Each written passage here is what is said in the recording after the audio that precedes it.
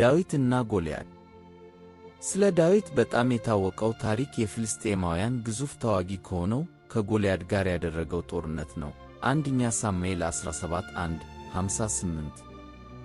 ጎልያድ በየዕለቱ እስራኤልን ይሞግት ነበር። እግዚአብሔርን እያሾፈ እና አንድ ሰው እንዲዋጋው ጠየቀ።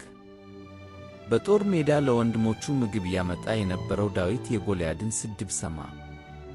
የሕያው እግዚአብሔርን ሠራዊት የሚቃወም ዘንድ ይህ ያልተገረዘ ፍልስጤማዊ ማን ነው? ምንም እንኳን ሁሉ ሰው በጣም ወጣትና ደካማ እንደሆነ ቢያስብም ዳዊት ጋሻ ለመልበስ ፈቃደኛ አልሆነም እና ወንጭፉንና 5 ለስላሳ ድንጋዮችን ብቻ ወሰደ። በእምነት ጎልያድን ግንባሩ ላይ በድንጋይ መታው፣ ወዲያው ግዙፉን ገደለ። ዳዊት ጎልያድን በድንጋይ መትቶ ከገደለው በኋላ ፍልስጤማውያን አለቃቸው ሞቶ አይተው በፍርሃት ሸሹ። የእስራኤልም ሠራዊት አሳደዳቸው፣ ታላቅም ድል አደረጉ። ዳዊት በአንድ ጀንበር የዛች ሀገር ጀግና ሆነ።